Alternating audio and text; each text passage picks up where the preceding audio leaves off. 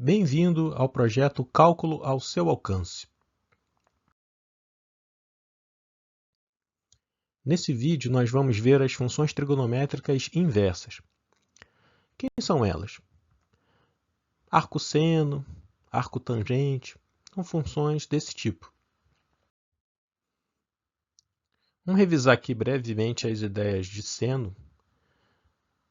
A gente costuma aprender isso pela primeira vez com essa definição geométrica, em que o seno de um ângulo θ, dentro de um triângulo retângulo, é o cateto oposto sobre a hipotenusa, né? Nesse caso, dá A sobre C. Como o seno depende do ângulo, obviamente, a gente pode pensar nisso como uma função, né?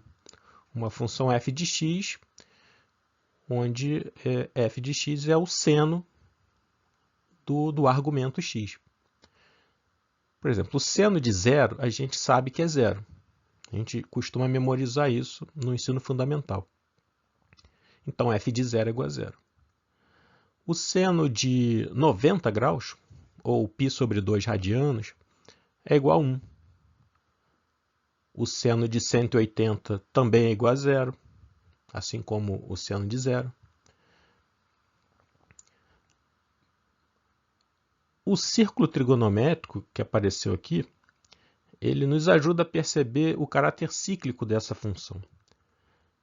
Nessa bolinha vermelha, a gente tem o ângulo zero, né? Ele está bem ali na base, bem no ponto de partida.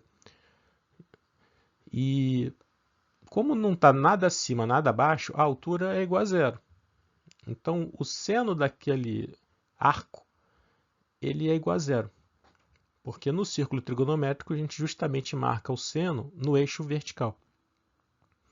Aliás, diga-se de passagem, o cosseno é 1, porque ele está ali no extremo do círculo, né? É um círculo de raio igual a 1. Isso é uma convenção. Se a gente andar um pouquinho no sentido anti-horário, na bolinha azul a gente tem um ângulo de 90 graus. Ele está na altura máxima do círculo trigonométrico. Então, o seno de 90 é igual a 1.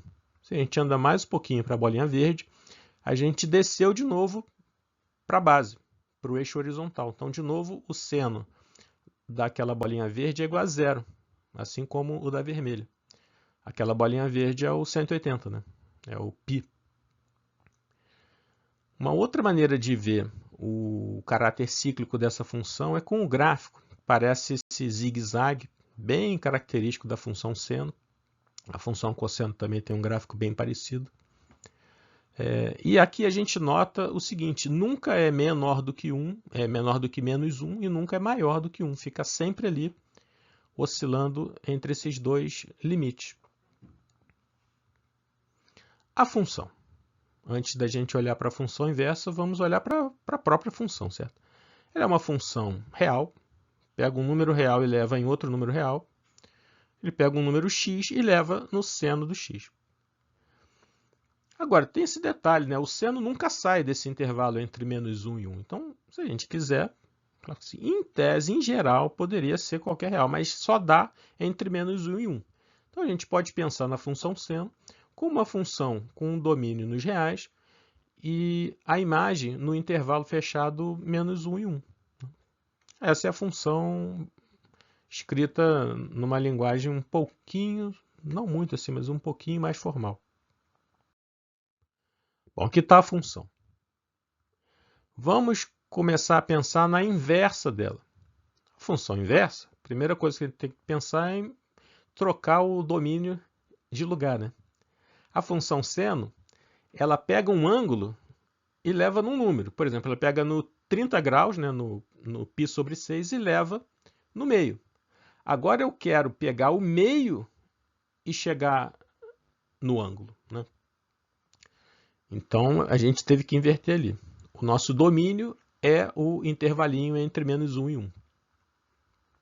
Aqui embaixo vai ficar assim agora. Eu vou pegar um valor x e vou levar no ângulo cujo seno é esse x. Falando assim meio confuso, vamos pensar em arco em vez de ângulo, uma palavra mais arcaica para a ideia de ângulo. Então, o arcosseno, de x é o arco cujo seno é x. Se ainda está um pouco estranho, vamos ver uns exemplos. Qual é o ângulo que o seno dá meio? A gente memoriza isso, né, na infância. A gente lembra que o seno de 30 é meio. Então, o arcosseno de meio é 30, ou π sobre 6 radianos. Né? Qual era o ângulo que a gente, na escola, via que o seno dava raiz de 3 sobre 2? É os 60 graus. Né? Então, o arcosseno de raiz de 3 sobre 2 é 60 graus. π sobre 3 radianos. E qual é o ângulo cujo seno dá zero? Aqui a gente já vai perceber uma sutileza aqui nessa questão do arcosseno. O zero é um bom candidato, porque o seno de zero é zero. Mas a gente acabou de ver que o seno de 180 também é zero. E aí a gente vai ter um problema, porque não pode ter esse tipo de dubiedade numa função. Se eu quero a função arcosseno, e eu pergunto qual é o arcosseno de zero, eu não posso ter duas respostas. Esse é o próprio conceito de função. Então eu vou ter que contornar esse problema de algum modo. Vamos olhar aqui de novo para o nosso círculo trigonométrico. E vamos aqui ver, ó, os dois, o 0 grau e o 180 graus, os dois têm seno igual a zero. Então eu vou ter que, enfim, fazer uma escolha arbitrária, talvez, em algum momento. Vamos pensar graficamente, lembrando de coisas que a gente estudava sobre teoria básica de funções. Isso aqui é o gráfico da função seno. Eu vou girar até pegar aqui a função inversa. Né? Ela fica assim, ó, tá vendo que ela girou e refletiu. Não sei se é da sua lembrança, mas a gente aprendia um truque visual para identificar se uma curva representa uma função. A gente traçava uma reta vertical. E essa reta ela não podia cruzar o gráfico mais de uma vez. Porque quando ela toca em dois pontos da curva, é justamente a ideia de que ela está tendo duas imagens para o mesmo elemento do domínio, e aí não pode. Então, a gente não vai poder ter a função indo nos reais. A gente vai ter que fazer uma escolha. Vamos olhar ali para o nosso círculo trigonométrico mais uma vez. Tira ele e bota isso aqui. Ó. Essa é a escolha tradicional. A gente vai escolher só esse pedacinho do intervalo dos ângulos, do menos π sobre 2 até o π sobre 2. Então, aqui é que a gente vai trabalhar. Esse vai ser o contradomínio da função. A função fica assim, mais ou menos.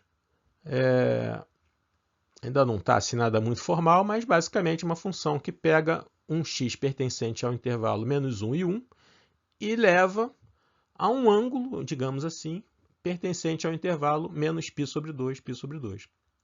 Aqui está o gráfico. A gente percebe que ele fica entre menos 1 e 1. Né? O tracejado azul deixa isso bem claro. E dá para perceber também que ele está passando um pouquinho do 1,5 e para baixo também menos 1,5. Isso é o π sobre 2, né? π é 3,14, então π sobre 2 vai ser um pouquinho acima de 1,5. Bom, para encerrar, uma perguntinha boba. Lembra que a tangente de 45 graus é igual a 1? π sobre 4 radianos, né? 45 graus. Bom, se a tangente de π sobre 4 é igual a 1, então quem será o arcotangente de 1? Evidente, né? Então, a ideia é sempre a mesma. Né? Aqui, no caso, o arcotangente de 1 vai ser π sobre 4. Arcosseno, arcocosseno, arcotangente, arcossecante, são várias funções inversas. Sempre a ideia é mais ou menos a mesma. Cada uma vai ter uma especificidade em relação ao domínio, ao contradomínio, vai ter um gráfico específico, mas o espírito da coisa, em geral, é o mesmo. Obrigado por assistir um vídeo do projeto Cálculo ao seu alcance.